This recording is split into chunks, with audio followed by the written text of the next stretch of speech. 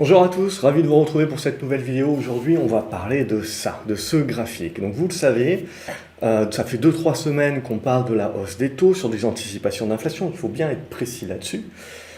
Et sur le fait que voilà, ça a impacté les valeurs technologiques évidemment, ça impacte les valorisations qui sont trop fortes, ça fait revenir tout le monde sur les values, bref ça crée une certaine rotation et ça crée finalement une Europe qui surperforme par rapport à des indices plus technologiques aux US. Et donc évidemment, vous allez avoir beaucoup de personnes qui ne l'avaient pas vu venir, qui vont vous expliquer aujourd'hui, mais en fait c'est n'importe quoi, puisque regardez, historiquement quand les taux remontent, eh ben, le marché boursier se porte très très bien et même précisément il peut continuer à augmenter et il est souvent au tout début d'une hausse assez importante. Et alors là c'est toujours la même chose, c'est de me dire c'est très bien, mais l'idée c'est que la problématique actuelle, c'est pas réellement les taux, c'est plutôt l'inflation. C'est ça réellement qui peut endommager le marché boursier, les actions, c'est si l'inflation devient trop forte. Ce que l'on répète, et ce que je répète depuis longtemps, c'est que la remontée des taux et la remontée de l'inflation, c'est pas une problématique en soi à partir du moment où on ne dépasse pas un certain niveau. Et ce certain niveau, eh bien, selon les époques économiques, il va être différent. Parce que ce que l'on oublie, c'est que la machine économique est une machine quand même qui est complexe et on ne peut pas faire des raccourcis comme ça en mode vase communicant. Et justement, faire le raccourci que les marchés ont baissé justement parce que les taux se sont tendus et donc du coup faire le déraccourci de dire mais regardez graphiquement parlant, historiquement parlant, les taux sont dans une tendance baissière de fond à très long terme, mais on voit qu'à chaque fois qu'il y a des pics, qu'il y a eu des pics haussiers, il n'y a pas vraiment eu de baisse sur les marchés, c'est encore une fois mélanger cause et causalité. Ce qui est important ici de comprendre, c'est dans quel statut économique on est. Parce que si vous avez une remontée des taux et une remontée de l'inflation, il faut le voir d'un bon œil actuellement. Pourquoi? Parce que ça veut dire qu'on réouvre l'économie, ça veut dire qu'on relance la consommation, quand les entreprises relancent les investissements et que l'on relance éventuellement l'emploi. Donc, on est dans un cercle vertueux. Et en ce sens, quand vous êtes dans ce cercle vertueux-là, comme à la fin de la Seconde Guerre mondiale, vous êtes, et puis dans les années 90 également, vous êtes dans un monde où vous pouvez avoir justement les obligations qui montent, les actions qui montent. Vous pouvez être dans un monde, en effet, où vous pouvez vous retrouver avec tout un tas d'actifs qui montent, mais pour différentes raisons. Il ne faut pas voir nécessairement les vases communicants. Et il faut voir surtout que c'est parce que la croissance économique est plus forte que l'inflation et que cette remontée des taux ne fait qu'accompagner pour éviter la surchauffe économique.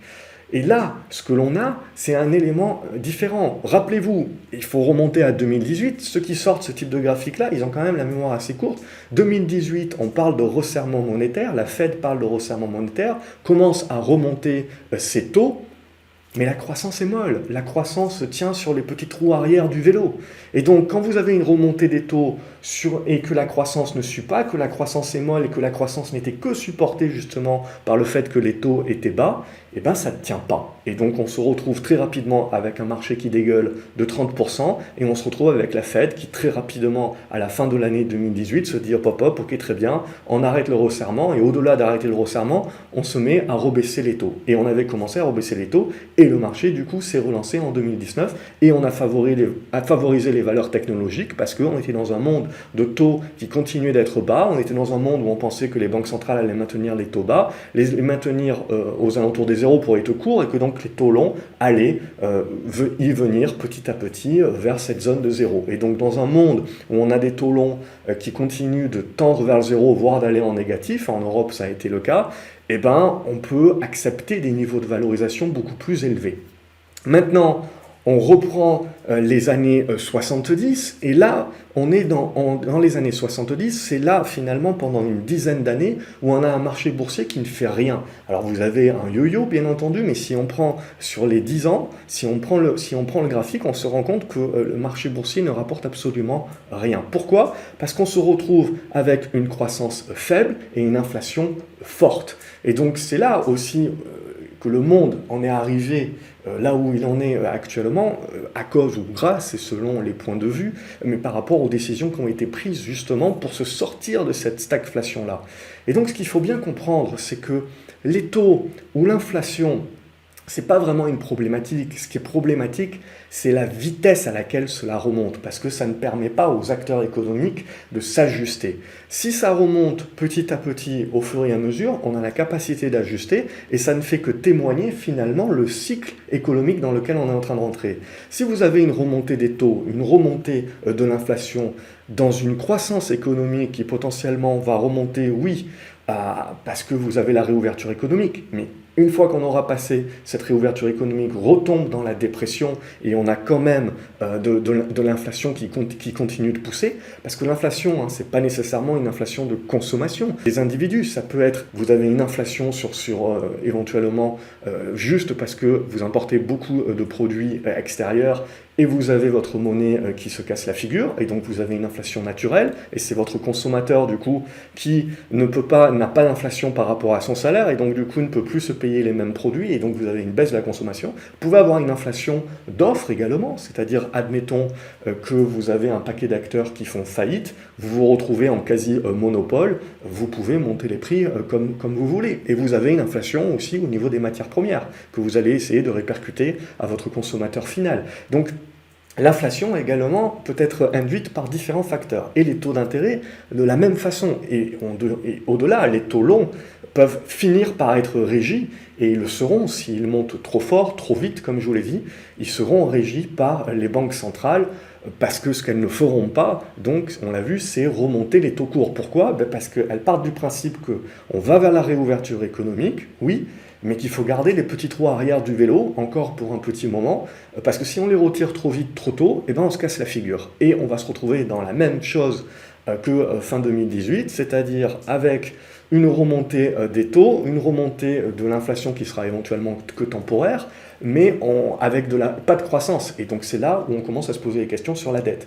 Parce que tant que vous avez de la croissance et que les taux restent suffisamment bas, même s'ils remontent un petit peu, mais qu'ils restent suffisamment bas, les niveaux d'endettement, bon, ils posent question à un certain niveau, mais il y en a beaucoup qui passent quand même sous le tapis, donc on ne se pose pas encore trop la question.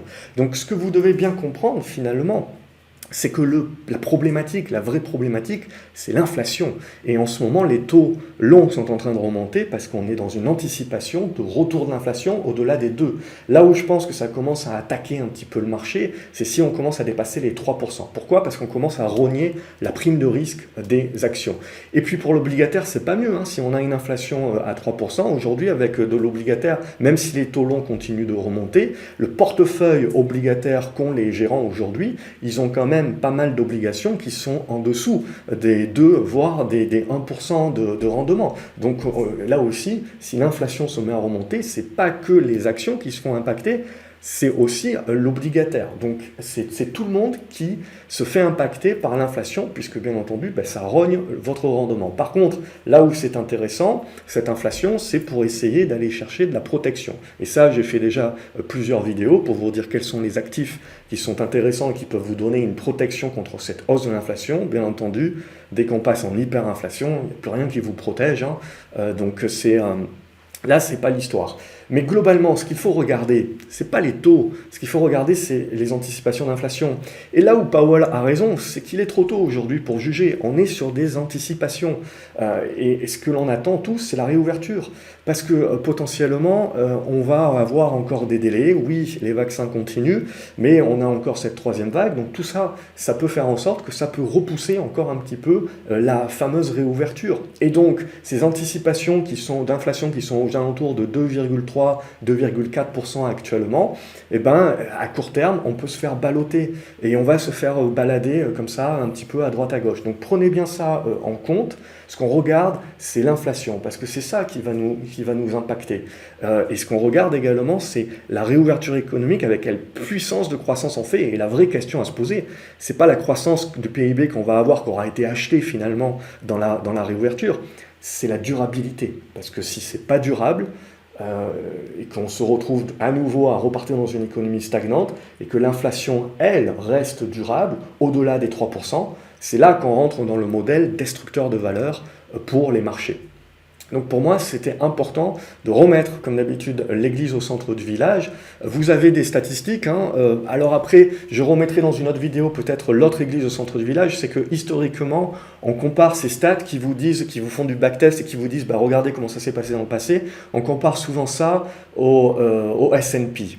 La problématique, c'est quand on regarde sur 100 ans de S&P, les pondérations, les secteurs d'activité que vous avez à l'intérieur qui sont surpondérés ne sont plus les mêmes. Et donc, il y a 30 ans, 40 ans, vous aviez essentiellement de valeurs value et qui donc pouvaient être résilientes face à de l'inflation, pouvaient être résilientes évidemment même dans un monde où vous avez les taux qui remontent à partir du moment où on ne dépasse pas un certain niveau.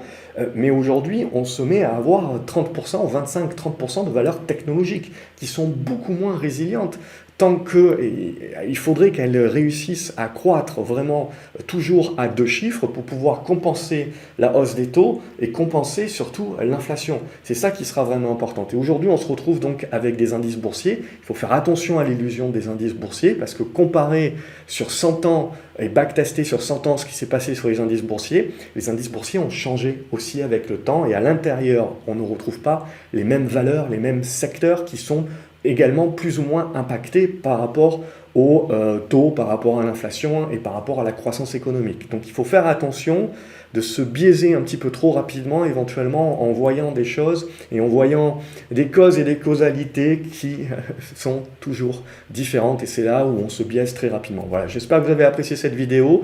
J'en ferai d'autres comme ça parce que je pense que c'est important de rentrer un petit peu plus dans le détail de certains éléments et d'éviter de se biaiser comme ça. Il ne faut pas se prendre la tête, mais il y a certains raccourcis qui sont trop raccourcis. Excellente journée à vous les graphes, n'oubliez pas de vous abonner à la chaîne et de me dire ce que vous en pensez vous dans les commentaires, voire d'étayer un petit peu plus pour rendre la vidéo exhaustive. J'essaye de garder ça en format 10 minutes. Excellente journée à vous et je vous retrouve dans les commentaires. Salut!